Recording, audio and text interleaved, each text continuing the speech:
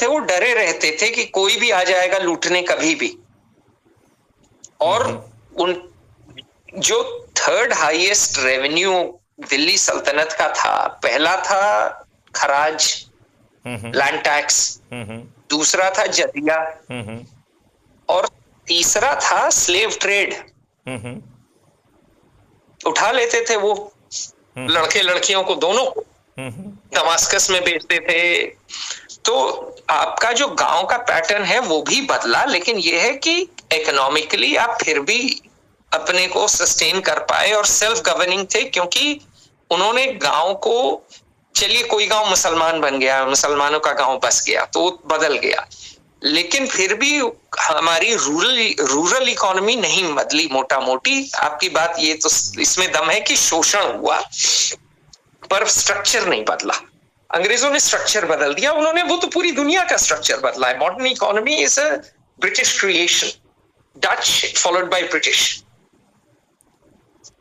ये तो, इसमें तो कोई संदेह ही नहीं है। ये जो मोटी मोटी बात है, हम जैसे विद्वानों ने अपने लोगों को क्यों नहीं बता पाई, और जो आज के हमारे राजनेता हैं वो पब्लिक के रिप्रेजेंटेटिव हैं ही नहीं, क्योंकि उन्होंने जाति, धर्म, संप्रदाय और संकीर्ण राजनीति के आधार पर अपने उम्मीदवारों को शॉर्टलिस्ट किया, और फिर उन्हें दुर्जनता में, दुष्टता में, अपराधियों में, बाहुबलियों में, धन बलियों में एक विनेबिलिटी दिखाई दी, जो एक फर्जी विनेबिलिटी का कॉन्सेप्ट वो लेके आए, और उसके आधार पर उन्होंने अपने उम्मीदवारों को तय किया।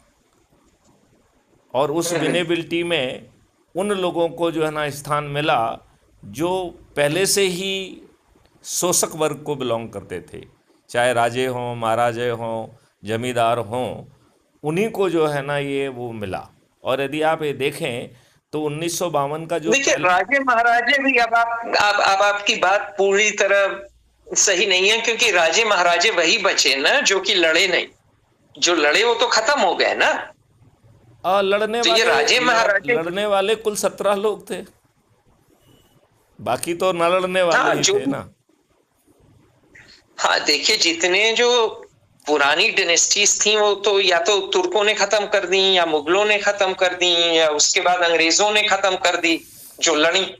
अंग्रेजों ने केवल 17 ही युद्ध लड़े हैं, और वो भी सभी अधिकांश मैनेज थे, और 4 जो है वो रियल युद्ध हुए हैं केवल, बाकी तो युद्ध ही नहीं हुए हैं।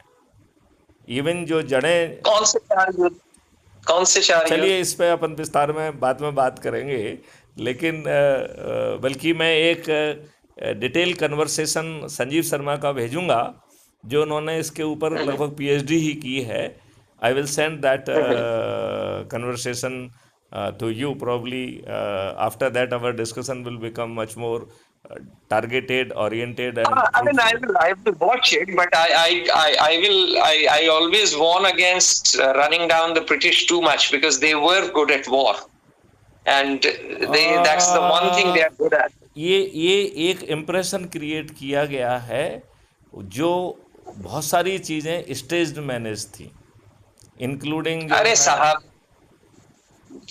अगर जो टापू कनाडा से लेकर न्यूजीलैंड तक हावी हो गया, वो टापू लड़ाई करना जानता था, ठीक है।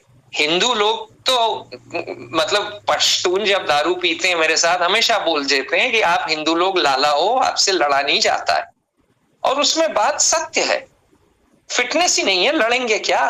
आईपीएस एकेडमी में कितने लोग थे जो 5 किलोमीटर भाग लेते थे 20 मिनट के नीचे?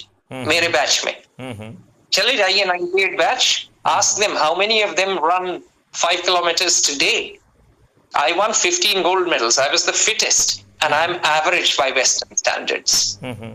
Okay, so I don't buy this saying that we 4 लड़े 5 लड़े, ठीक है मैं देख लूंगा, लेकिन हमारी लड़ाई करने की औकात नहीं थी। हर ऐरा गहरा नत्थु गहरा आ जाता था और किंगडम बना लेता था इंडिया में। लड़ने की औकात नहीं थी, इसलिए अंग्रेज उसे स्टेज मैनेज कर पाए। they could अरे अंग्रेजों की बात छोड़िए, आप ये बताइए बंगाल पे राज कौन कर रहा था 1756 में? मुझे No, बस इतना बता दीजिए आप, कौन राज कर रहा that था? was stage managed by the that precisely is the war you would like to नहीं understand. नहीं, मैं आप 57 नहीं, मैं 56 की बात कर रहा हूँ। रॉबर्ट क्लाइव के 1 साल पहले कौन राज कर रहा था? देखिए, बैकड्रॉप में तो जो है। मैं आपको उत्तर दे देता हूँ, मैं आपको उत्तर दे देता हूँ। अली वर्दी खां, वो आया था नजफ से, हम्म आज का इराक। शिया था और शिया दरबार था मुर्शिदाबाद में, हम्म ठीक है। हम्म जब आप बंगाल में गंगा नदी पे जो है अपनी नाव लेके पश्चिम आते थे, तो उसके बाद आ जाता था अवध का नवाब, वो था ईरानी, और वो भी एक शिया दरबार चला रहा था लखनऊ में।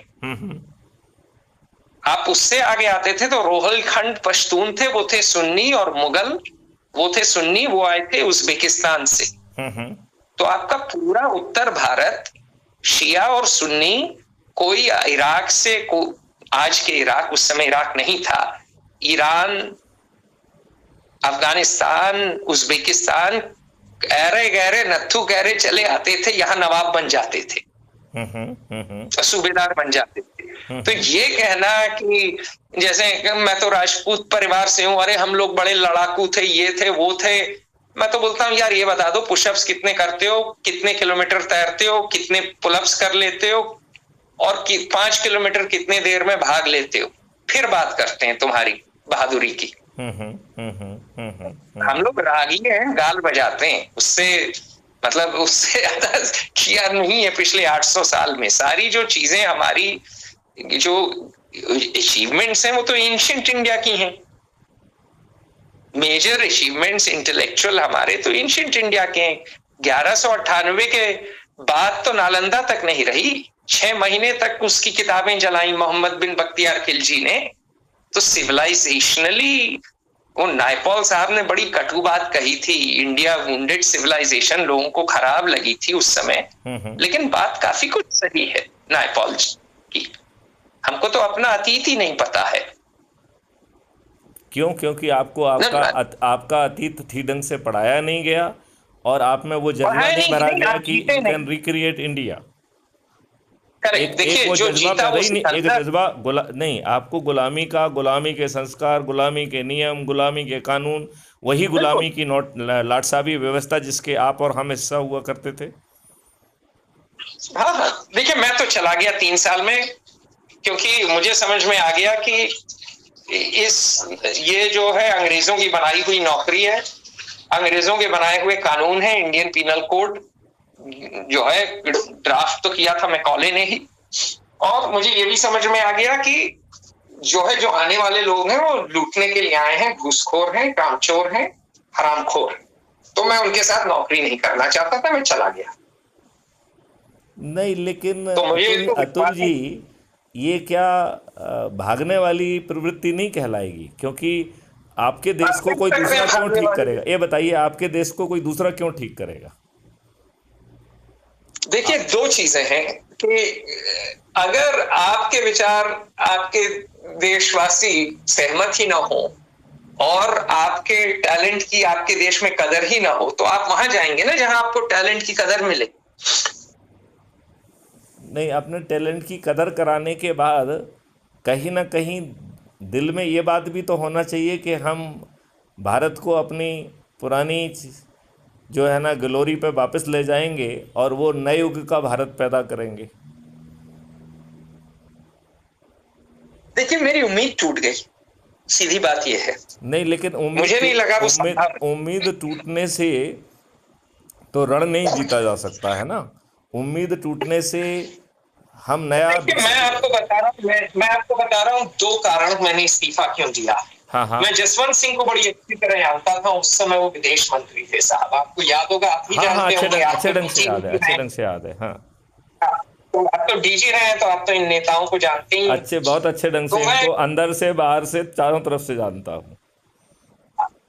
तो पहली चीज कारगिल हुई, कारगिल से मैं पूरी तरह सहमत था, और अब तो और ज्यादा हूँ कि कारगिल में आपने जो है यंगस्टर्स को बोला, काफी मेरे दोस्त मारे गए, मेरे पिताजी फौज में हैं और फौज में थे, तो स्ट्रेटेजिकली, एंड मुझे शुरू से शौक रहा है बैटल और स्ट्रैटेजी और टैक्टिक्स तो का, तो भले ही मंगोल हो या भले ही वो रोमेल हो, तो मैं मैं टीनेज ईयर्स में काफी पढ़ा हूं ये सब चीजें। तो भैया आप हाइट्स पे अगर लेने के लिए अपने यंग ऑफिसर्स को ऑर्डर करेंगे तो they will be shot to bits. जिसके पास हाइट्स है वो तो आराम से मारेगा, टिका टिका के मारेगा।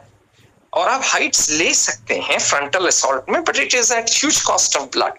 Very true, because they are The in point is, advantageous position. They can correct, they can correct, shoot you just like a sitting duck and without any risk to exactly, their own exactly, survival, without any risk. correct, बिल्कुल। So what strategically, but if the height is, if you are sitting on a height और वहां water नहीं है, तो just surround it, starve them out। 6 महीने लगेगा, 1 साल लगेगा, 2 साल लगेगा, भूखे मर जाएंगे साले। And you can pinpoint in the meantime, buy pinpoint munitions and hit them।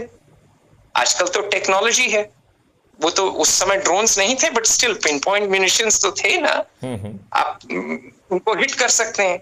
आपने लाइन ऑफ कंट्रोल क्रॉस करने की हिम्मत नहीं की। क्यों? क्योंकि वॉर हो जाएगी, ये हो जाएगी, उनके पास न्यूक्लियर बम है। फिर कांदाहार होता है, प्लेन लैंड करता है अमृतसर में, कोई चमन चूतिया आईपीएस ऑफिसर वहां इंचार्ज है जो कि वेट कर रहा है दिल्ली से इंस्ट्रक्शन के लिए, कोई लोकल इनिशिएटिव नहीं है। और वो प्लेन उड़ के कांदाहार आता है और आप सबको रिलीज कर रहे हैं। तो मुझे एक चीज समझ में आ गया कि शेर गीदड़ों के नीचे नहीं काम करता है। I said I'm not working under, pardon my language, fucking idiots and cowards, and I left। नहीं, It was as simple as that। मैं आपके छोड़ने से मुझे कोई दिक्कत नहीं है, लेकिन अब जो फाइट मैथिली शरण गुप्त लड़ रहे हैं, मैं चाहता हूं कि उसमें आप बराबर के हिस्सेदार बने। और मैं ये चाहता हूं कि मैंने जो एक पूरी स्ट्रेटेजी और एक पूरा फिलॉसफी डिज़ाइन की है, मैं चाहूँगा कि पहले आप उसको पढ़ लें, फिर हम विस्तार में बात करेंगे। ठीक है, ठीक ठीक। क्योंकि हमने आपको कुछ अपने वो भी भेजे हैं, प्रेजेंटेशन भेजा है कि how the transform Bharat would be. और हमें कोई इतिहास में नहीं घुसना है। विदाउट घुसेंग इतिहास हम जो है ना, we will be in position to transform it. मतलब हमें कोई स्टडी नहीं करना